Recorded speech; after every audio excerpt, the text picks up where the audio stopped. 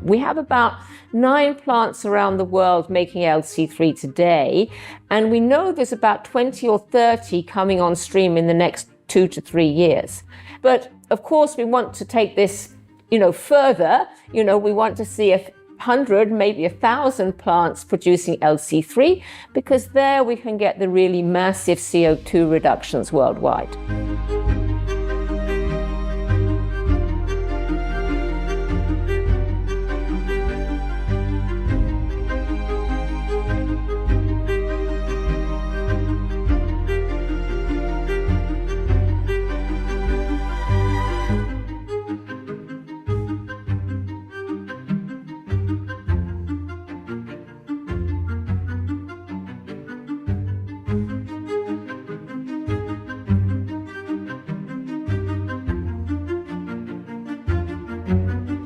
It's a solution which is totally scalable. You could adopt it in just about every cement plant. Practically maybe 70% of cement plants. And you can do it quite fast because it depends on existing equipment for manufacture.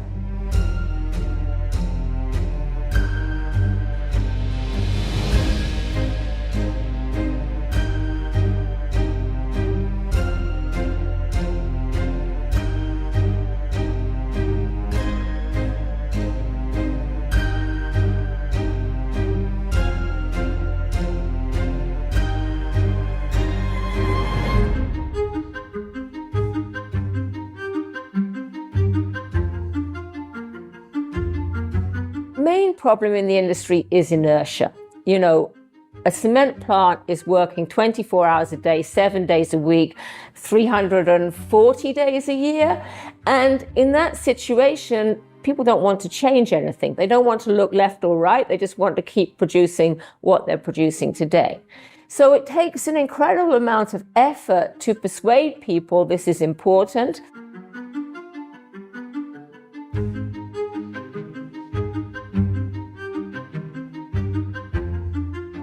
When you look to the global south, there's certainly more than 1 billion people living in what we call slum conditions, population still growing, people are moving to cities, and we need to provide these people decent living conditions. Plus, for an essential part of development is infrastructure. We need decent roads and railways to move things around. And this all takes concrete. People often talk about things like wood, but today wood is just this very small amount of building materials.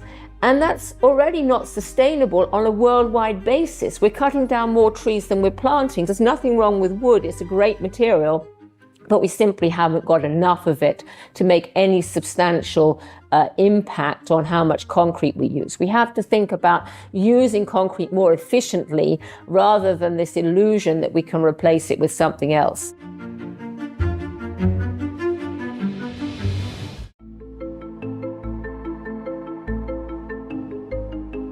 Techno-pessimism, which becomes almost a mantra that the technology is bad, the firms are bad and they're out to get us, is really, really quite unhelpful. It's almost as unhelpful as a starry-eyed utopianism. We actually live in a space where we require critical reflection, a kind of pragmatic optimism about these technologies, a recognition that there will be benefits and disbenefits, and we have to engage to control and maintain those. Give people on both sides of this gulf of incomprehension the tools to understand what the processes are and what the risks are and what questions they should ask of the world around them.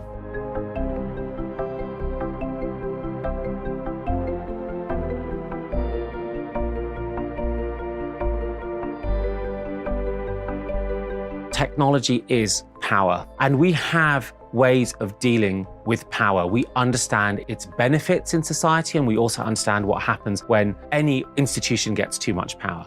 In order to do that, you need checks and balances, you need a balance of power, you need rival power centers that can hold one another to account, and you might need some enforceable guardrails. We're in an interesting time that I call the exponential age. It's the exponential age because there's a series of technologies that are getting cheaper and cheaper every year on a compounding basis. And today, in the start of the 21st century, we see that computing is on that curve, things like memory storage are on that curve, but so too are lithium-ion batteries, solar photovoltaics, and a whole series of technologies from the bioeconomy like precision fermentation or genome sequencing.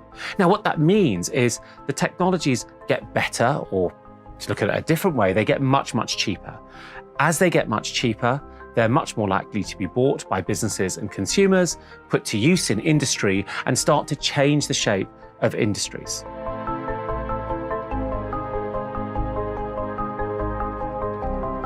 The gulf of mutual incomprehension is what emerges between the technologists and those who understand how the technologies are behaving, and really the rest of us, right, who are living in a more everyday world. On the side of the typical person in society, the incomprehension arises from not realizing quite how quickly the technology might change, how quickly it might diffuse. And I think quite often what is very, very hard is what those unintended and emergent consequences of the technologies end up being.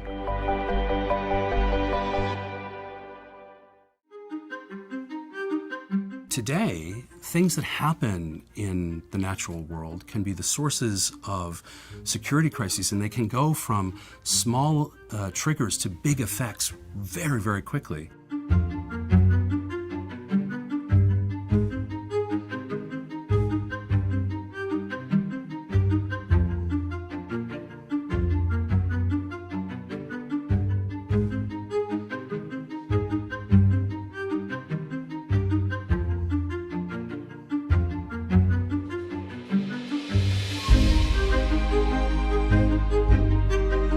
Historically, that we have these kind of two communities.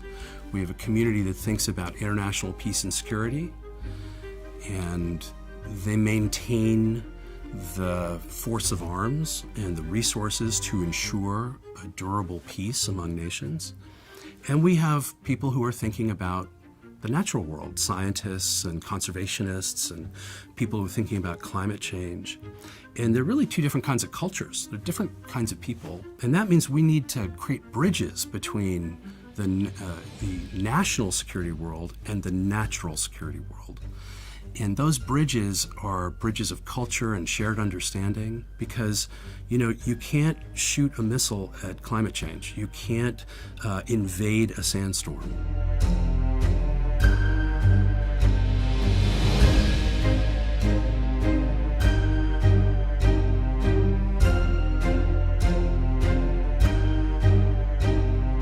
If you create an environment where people are hungry, suddenly they become restless and they begin to move. And then you have migration changes. And those migration changes can show up in complicated ways geopolitically, and they can be sources of stress and tension and change. So everything is connected to everything else.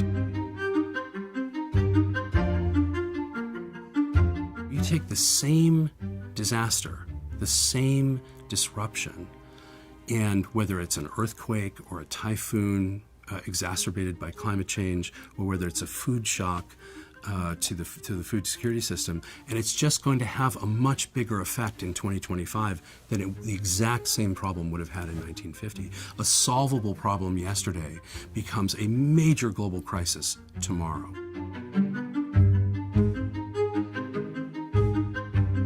One of the most powerful tools we can use is to use instruments in space. They let us see every act of deforestation, the growth or the lack of growth of every crop in every field around the world. They let us see disruptions to global supply chains. And they also allow us to see when malevolent actors often abuse the rights of their fellow citizens. And so whether that's watching governments burn villages after they've kicked people out of their communities, or whether it's connecting information that we see from space to mobile phone records, to patterns of change on the ground that allow us to attribute actions to specific actors.